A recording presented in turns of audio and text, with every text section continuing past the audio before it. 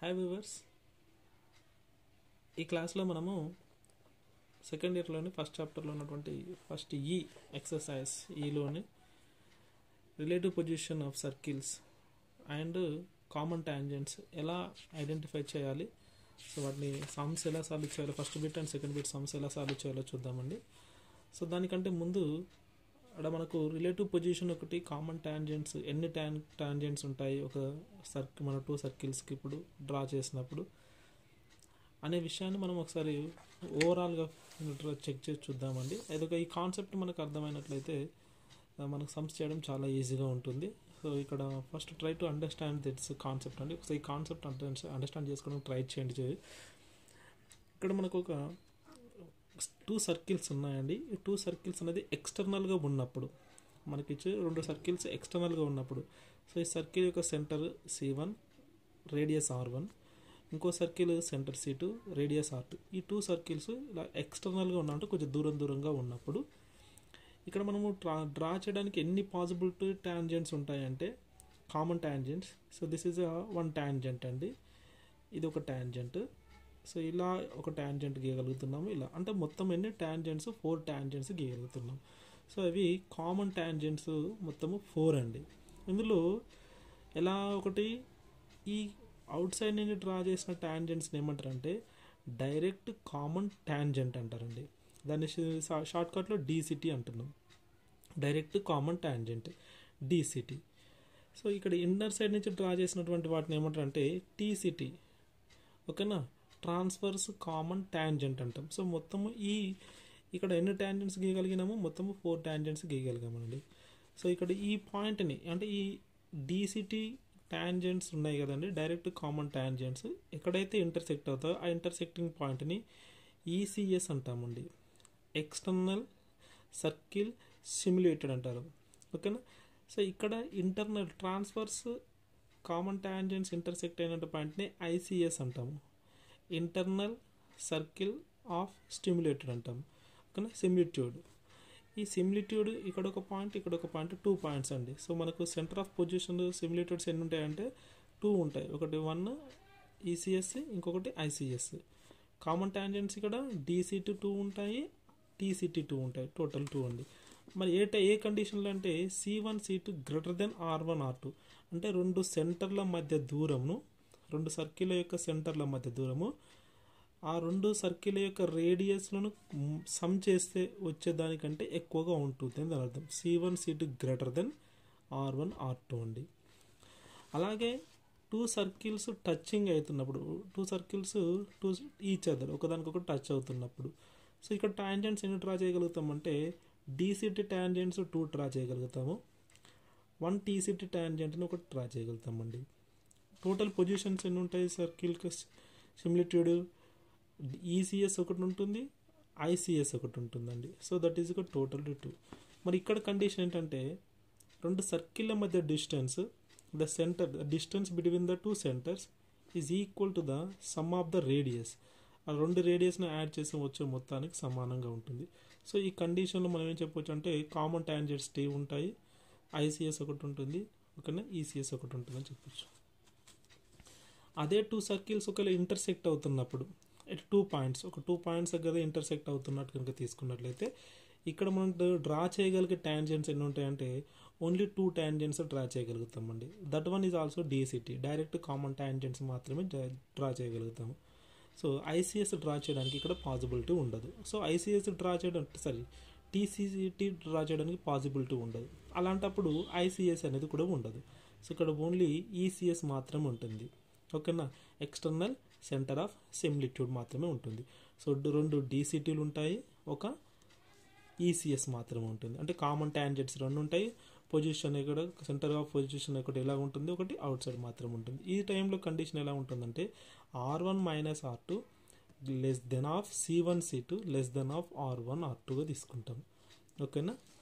And ఇంకొకటి ఏంటంటే ఇంటర్నల్గా టచ్ అవుతున్నప్పుడు, రెండు సర్కిల్స్ ఇంటర్నల్గా లోపల మాత్రమే టచ్ అవుతున్నప్పుడు, సో అక్కడ మనము డ్రా చేయగలిగే కామన్ టాంజెంట్స్ ఏంటంటే ఒకటి మాత్రమే డ్రా చేయగలుగుతాం, that is also be DCT, direct common tangent మాత్రమే డ్రా చేయగలుగుతామండి. సో 1 టాంజెంట్, కామన్ టాంజెంట్ ఒకటే. సో ఇక్కడ ఈసీఎస్ మాత్రం కూడా ఈసీఎస్ కూడా ఎన్ని ఉంటాయి, ఒకటే ఉంటాయి, ఇంటర్నల్గా ఉండదు కాబట్టి, ఎందుకంటే టీసీటీలు ఉండేవి కాబట్టి. సో ఇక్కడ ఐసీఎస్ కూడా ఉండదు. కండిషన్ చూసుకున్నట్లయితే C1 C2 is equal to mod of R1 difference of the రేడియసెస్గా తీసుకోవడం జరుగుతుంది. ఓకేనా. లాస్ట్ వన్ ఇంకొకటి ఉంటుందండి, కండిషను టచ్ కావట్లేదు, అంటే ఇంటర్నల్గా లోపట్టిన సర్కిల్ ఉంటుంది కానీ ఈ సర్కిల్ అనేది ఈ సర్కిల్ని టచ్ కాదండి. ఇక్కడ డిఫరెంట్ ఏంటంటే ఇక్కడేమో టచ్ అవుతుంది, ఇక్కడేమో టచ్ కావట్లేదు. సో అలా టచ్ కాకుండా ఉన్నప్పుడు మనకు టాంజెంట్స్ ఏమి ఉండవు అండ్ పాయింట్స్ కూడా ఏమి ఉండవు. కాకపోతే కండిషన్ వచ్చేసరికి చూడండి, C1 C2 is greater than of R1 minus R2. So ఇక్కడ మనము ఈ పొజిషన్స్ని ఇక్కడ అర్థం చేసుకోగలిగితే ఈజీగా మనం చెప్పవచ్చు అన్నట్టు అండి. Conditions C1 C2 greater than C1 C2 is equal to R1 R2 ఇక్కడ లెస్ దెన్. ఈ కండిషన్స్ కనుక మనకు తెలిస్తే ఎన్ని టాంజెంట్స్ డ్రా చేయగలుగుతాం అన్నది ఒకసారి మనకు ఈ కాన్సెప్ట్ నుండి తెలుసుకోవడం జరుగుతుంది. అండ్ ఇంకొకటిగా మనకు ఈసీఎస్ మరియు ఐసీఎస్ పాయింట్స్ని ఎలా ఫైండ్ అవుట్ చేయాలి. ఐసీఎస్ అంటే మనకు internal centre of similitude. Internal centre of సిమిలిట్యూడ్ని ఫైండ్ అవుట్ చేయడానికి సో ఇక్కడండి ఈ పాయింట్ని మనం ఎలా ఫైండ్ అవుట్ చేస్తామంటే formula mx2 + nx1 / m + n m/2 + n/1 / m + n ఫార్ములాని use చేసి ఫైండ్ అవుట్ జరిగింది. m/n ఏంటంటే రేడు R1 అండ్ R2 ఉంటుంది కదా, m/n is equal to R1:R2 అండి.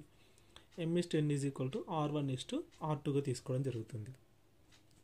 అండ్ x1 x2లో C1 యొక్క సెంటర్స్ పాయింట్స్ x1 x2 గాను, C2 సెంటర్ యొక్క పాయింట్స్ x1 y1 కానీ ఇదేమో x2 y2గా తీసుకోవడం జరుగుతుంది. ఆ వాల్యూస్ ఇక్కడ సబ్స్టిట్యూట్ చేస్తే మనకు ఐసీఎస్ పాయింట్స్ వస్తాయి. అలాగే ఎక్స్టర్నల్ సెంటర్ ఆఫ్ సిమిలిట్యూడ్లో mx2 - nx1 / m - n m/2 - ny1 / m - n. So ఈ ఫార్ములాని యూజ్ చేసి direct position points find out చేయడం జరుగుతుంది. రైట్. ఒకసారి మనం సమ్స్ ఎలా చేయాలో చూద్దామండి. ఓకే, ఇక్కడ ఫస్ట్ ఎక్సర్సైజ్లో ఫస్ట్ బిట్లోకి సమ్ చూద్దాం. ఫస్ట్ సమ్ ఏంటంటే x² + y² - 4x - 6y - 12 = 0. Second some x² + y² + 6x + 18y + 26 = 0. Relative position of the pair of circle యొక్క పొజిషన్ ఏంటో ఫైండ్ అవుట్ చేయమన్నాడు. సో సమ్ చేసి చూద్దామండి.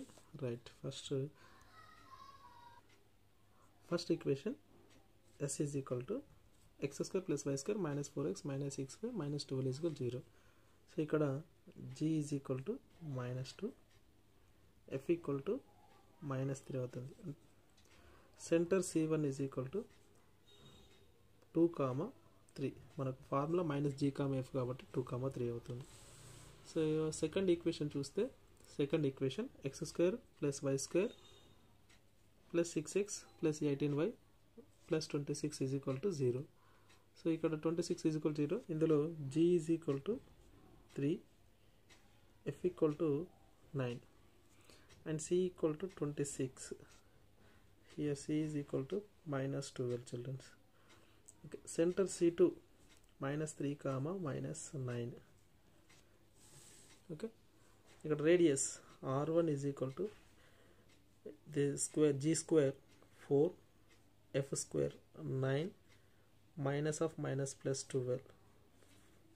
is equal to 13 + 25. 25 means it is a 5.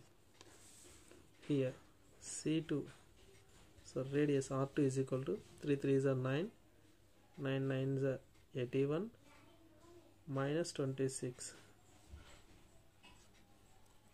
Okay, so ఇక్కడ 90 అండి, 90 - 26 so equal to 64. So R2 is equal to 8. So మనకు R1 is equal to ఇక్కడ 5, R2 is equal to 8. Find C1 and C2. C1 C2 under root of formula x2 - x1 whole square plus y2 - y1 whole square. x2 వచ్చేసి -3 అండి, -3 x1 2 whole square -9 -3 whole square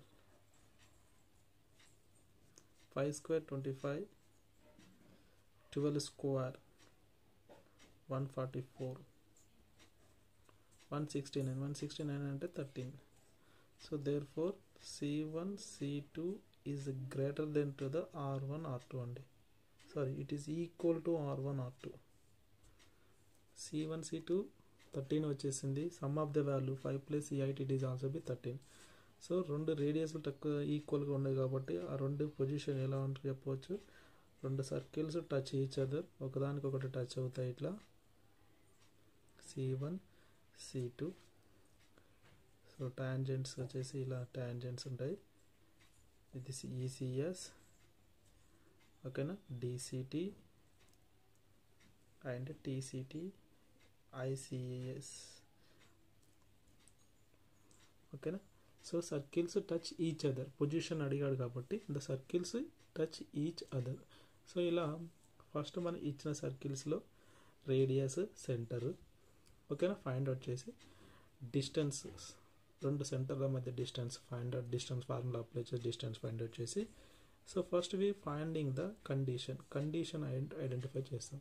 condition identify చేసిన తర్వాత condition బట్టేసి మనకి ఏం చెప్పొచ్చు, రెండు circles touch అవుతున్నాయా, ఎక్స్టర్నల్గా ఉంటున్నాయా, intersect అవుతున్నాయా, లేదా ఇంటర్నల్గా టచ్ అవుతున్న విషయాన్ని మనం ఐడెంటిఫై చేయడం జరుగుతుంది. సో అది మనకు ఫస్ట్ బిట్లో ఉన్నటువంటి అన్ని సమ్స్ సేమ్ కాన్సెప్ట్ అని ఉంటాయండి. సెకండ్ బిట్లో చూద్దామండి. సెకండ్ బిట్లో first sum x² + y² + 6x + 6y + 14 = 0. x² + y² -2x -4y -4 = 0.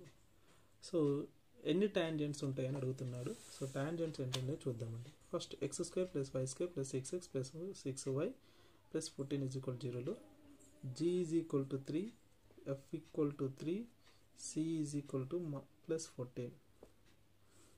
So centre వచ్చేసి C1 = -3, 3. ఎందుకు, మన ఫార్ములా C -g, -f కాబట్టి సో ఇక్కడ g = +3 అంటే -g = -3 అవుతుంది, ఓకేనా. రేడియస్ ఏమవుతుంది, R1 = g² 9, f² 9, c -14. 9 + 9 18, 18 - 14 అంటే 4, 4 అంటే 2 అండి. This is equal to 2. Second circle S1 x² + y² -2x -4y -4 = 0. g = -1, f = -2, c = -4. Centre 1, 2, radius c² g² f² అంటే -+4. So total 9, that is equal to 3. So ఇక్కడ radius 3 అవుతుంది. C1 C2 distance formula √, so x2 - x1² + y2 - y1² that is equal to 4². that is 4² means 16, y² is 25, root equal to 41. R1 R2, R1 + R2, R1 + R2, R1 is equal to 2, R2 is equal to 3. It is equal to total 5. So if we convert into the root, it is a total 25. అంటే C1 C2 is greater than to the R1 + R2. So greater than కాబట్టి ఎన్ని tangents ఉంటాయండి, total tangents. Therefore total tangents 4, అంటే DCT 2 ఉంటాయి, TCT 2 ఉంటాయండి. So this is the answer అండి.